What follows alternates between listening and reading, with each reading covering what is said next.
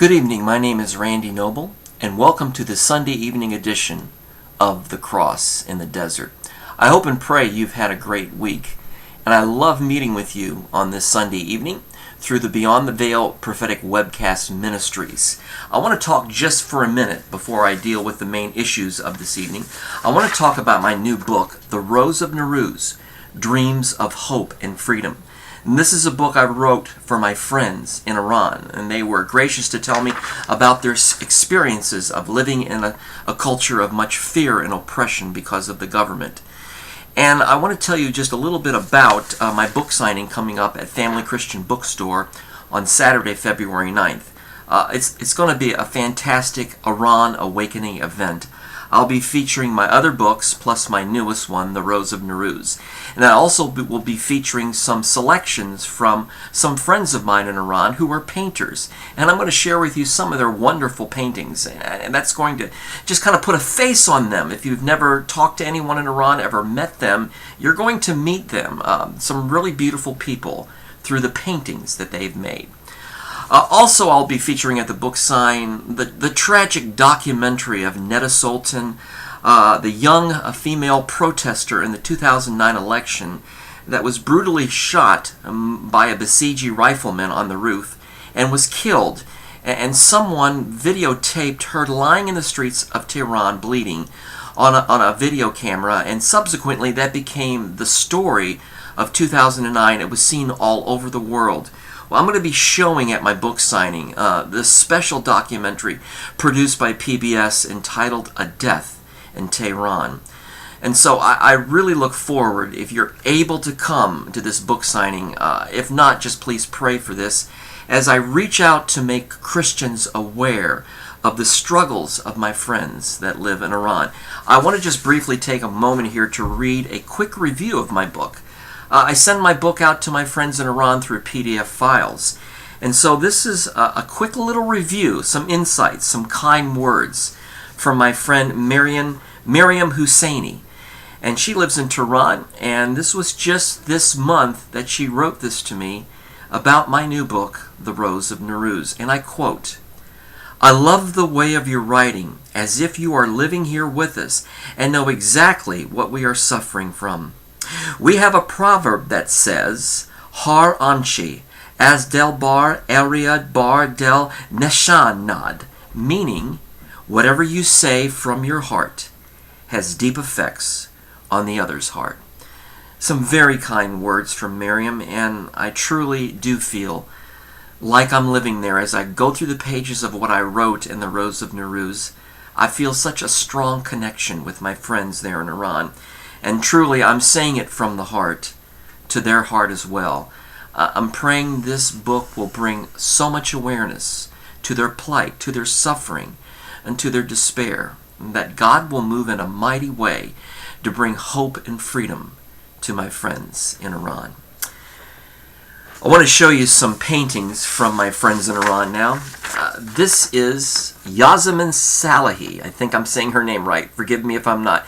Yasemin painted this beautiful portrait, watercolor I believe it is, of a butterfly. And if you get a kind of a close-up glimpse of it, what a really wonderful job that she did. Now, I'll be featuring this particular picture at my book signing on February 9th, and I'm going to make copies of it and just give it to my customers so they can admire the beautiful accomplishments of my friends in Iran. Another painting from my other friend, Rashanak. This is the ballet dancer. If you can get a good glimpse of that, it's a watercolor painting. This is one pose of her portrait, the ballet dancer.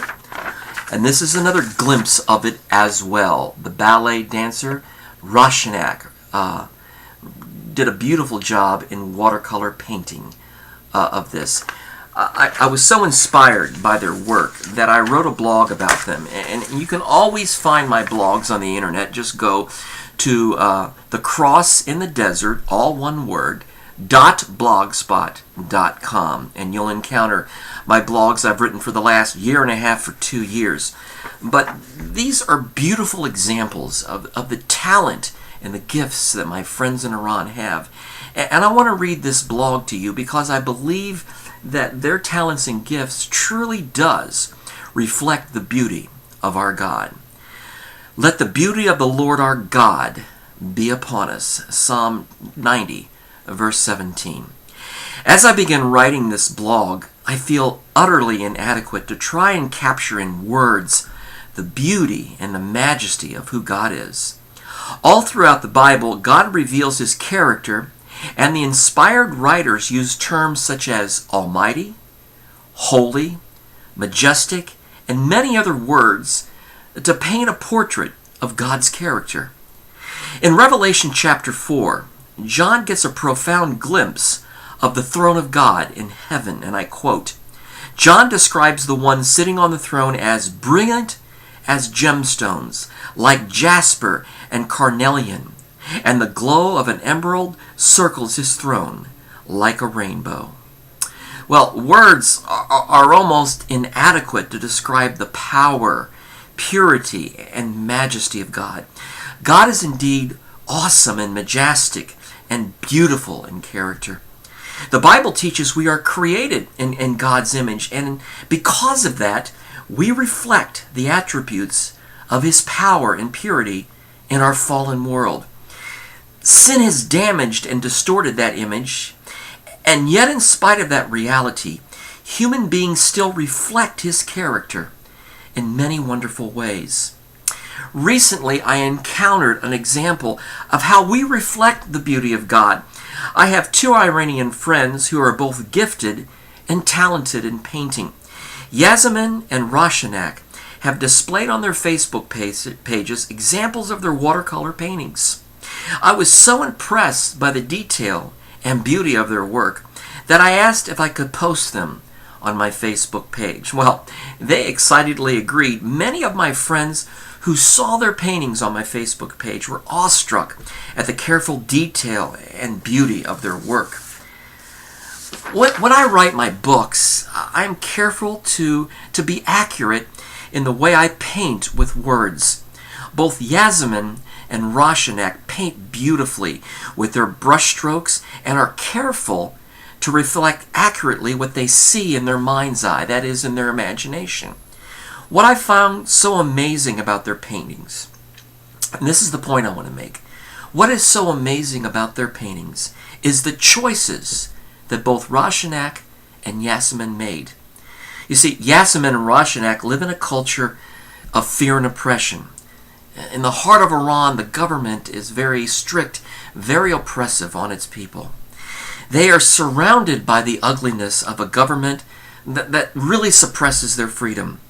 Living in Iran is a day-to-day struggle, and despite the ugliness of life, both of their paintings reflect a beauty that captivates the eyes. They both chose to paint the goodness and the beauty of life. Yasemin and Roshanak did not allow the darkness and the ugliness of their culture to tarnish their creativity. Instead, they painted the beauty of life to remind each one of us that despite our circumstances, the goodness and beauty of God continues to shine and quench the darkness. My Iranian friends are a great example to you and me. We need to take the gifts and the abilities that God has given us and shine them brightly into a darkened world of sin. When we do that, we are truly reflecting the beauty of God in an ugly world that is desperate for hope and freedom. Roshanak painted the ballet dancer with such careful precision to show the beauty of the human body as it reacts to the music and the harmony of life. Yasemin showed the innocence of the butterfly, the beauty of the butterfly, that metamorphosis when it was once a caterpillar and now a butterfly. You see, they made excellent choices. They could have painted the ugliness of their culture. They could have depicted people in prison, people dying, people holding signs and protesting. They could have painted that. And yet, in the ugliness of their culture, instead they reflected the beauty and the creativity of God because they're created in His image. It's a lesson to you and me.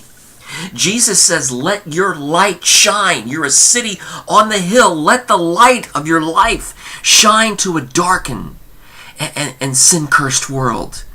And Yazim and Roshanak did just that with their paintings. They are able to take the beauty of who they are, created in the image of God, and put them on paper for you and me to admire.